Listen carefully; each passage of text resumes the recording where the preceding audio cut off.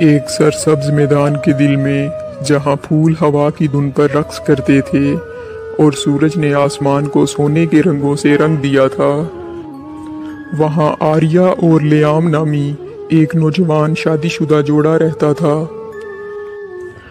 ان کا عاجز ٹھکانہ ایک معمولی جھونپڑی تھی جو فطرت کے نرم گوشوں کے درمیان ٹک گئی تھی۔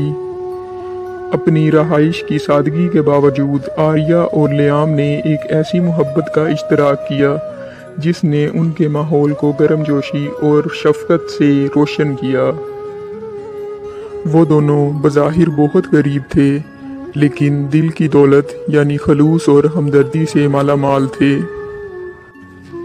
جھونپڑی کے دائیں جانب لیام نے ایک چھوٹی سی لکڑی کی دکان بنا رکھی تھی جہاں وہ گاؤں والوں کو سبزیاں اور فروٹ بیچا کرتا تھا۔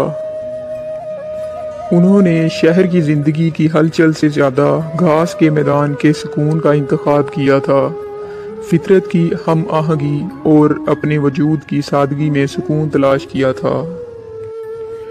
پھر بھی یہ خوبصورتی کسی گھاس کے میدان یا زمین کی تزئین کی خوبصورتی نہیں تھی، بلکہ یہ ان کے اخلاق اور خیرات کی برکتوں کی وجہ سے تھی۔ خیرات کی فضیلت کے ساتھ ان کی غیر متزلزل وابستگی تھی جس نے انہیں باقیوں سے ممتاز کیا تھا۔ ان کی زندگی کا معمول یہ تھا کہ وہ صبح سویرے سورج کی پہلی کرنوں کے ساتھ اٹھتے اور اپنے ہمراہ کچھ رقم اور ضرورت کی چیزیں لے کر آس پاس کے گاؤں اور شہروں میں نکل جاتے، ضرورت مندوں کو ڈھونڈتے اور جو بھی مدد کر سکتے تھے پیش کرتے۔ ان کے حسن سلوک کی کوئی حد نہیں تھی، چاہے وہ بھوکے مسافر کے ساتھ اپنے معمولی رزق کو بانٹنا ہو یا زندگی کے طوفانوں میں پھنسے ہوئے لوگوں کو پناہ دینے کی پیشکش ہو۔ دیکھتے ہی دیکھتے خیرات کی برکات ان پر نچھاور ہو گئی تھی۔ اب لیام کی دکان پہلے سے بہت زیادہ بڑھ گئی تھی اور گاؤں تو کیا، آس پاس کے قریبی شہروں اور گاؤں کے لوگوں تک اس کی ہمدردی اور حسن سلوک کا چرچا پھیل گیا تھا۔ لیکن اچانک ایک دن جب سورج افق سے نیچے ڈوب گیا، ایک تھکا ہوا مسافر ٹھوکریں کھاتا ہوا اس جھونپڑی تک آن پہنچا۔ وہ ایک بوڑھا فوجی کمانڈر تھا جو کہ زخمی تھا اور اپنی جان بچانے کے لیے جھونپڑی کی طرف دوڑا تھا۔ بوڑھے زخمی کمانڈر کا نام کاوی تھا۔ بغیر کسی ہچکچاہٹ کے آریہ اور لیام نے کاوی کو اپنے گھر میں خوش آمدید کہا۔ انہوں نے اسے اپنے چولہے کی گرم جوشی اور اپنی صحبت کے آرام کی پیشکش کی۔ اپنے معمولی وسائل کے باوجود اس کے ساتھ ایک معزز مہمان کی طرح برتاؤ کیا۔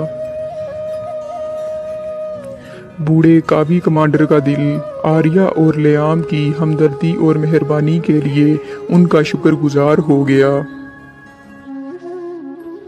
اس دوران بوڑھے کاوی کمانڈر نے اس جھونپڑی میں اترتی ہوئی خیرات کی برکات کو اپنی آنکھوں سے دیکھ لیا تھا۔ چند ماہ تک کاوی وہیں عاجز جھونپڑی میں آریہ اور لیام کے ہمراہ ہی رہا۔ اس دوران آریہ اور لیام نے بوڑھے کمانڈر کی بہت دیکھ بھال کی اور کوئی کسر اٹھا نہ رکھی۔ چنانچہ اب وہ وقت آ گیا تھا جب بوڑھا کمانڈر پوری طرح سے صحت یاب ہو چکا تھا اور اس کے زخم بھی بھر چکے تھے۔ آنکھوں میں نمی اور شکر گزاری کے تاثرات لیے بوڑھے کمانڈر نے الوداع کہا اور اپنے راستے پر چل دیا۔ بوڑھا کاوی کمانڈر جیسے ہی اپنی فوج کی حدود میں واپس پہنچا تو اس نے وہاں جا کر لیام اور آریہ کی ہمدردی اور خلوص کا چرچا کیا۔ اب کاوی کمانڈر اپنی فوجی حدود میں آ چکا تھا، چنانچہ اس نے اپنے کچھ فوجی کمانڈرز کے ہمراہ ایک خط آریہ اور لیام کے نام بھجوایا۔ اس خط میں براہ راست یہ درج تھا کہ فوجی حدود میں موجود فلاں فلاں گھر اور فلاں فلاں دکان کا مالک آج کے بعد سے لیام ہے۔ یہ گھر اور دکان بوڑھے کمانڈر کاوی نے لیام اور آریہ کو ان کی ہمدردی اور مہربانی کی وجہ سے بطور انعام پیش کیا تھا۔ آریہ اور لیام وہ خط پڑھ کر انتہائی خوش ہوئے اور اپنی عاجز جھونپڑی چھوڑ کر فوجی حدود میں اپنے مستقل گھر میں رہنے کے لیے روانہ ہوئے۔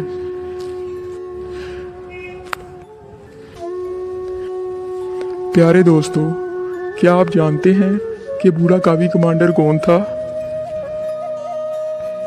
در حقیقت وہ کوئی انسان نہیں تھا، بلکہ اللہ کی طرف سے بھیجا گیا ایک فرشتہ تھا، جو کہ اللہ کی طرف سے آریہ اور لیام کے لیے ایک آزمائش بن کر آیا تھا، اور آزمائش پر پورا اترنے کے بعد اللہ تعالیٰ نے انہیں عاجز جھونپڑی کے عوض ایک مستقل گھر عنایت فرمایا تھا۔ تو یہی ہیں خیرات کی برکات۔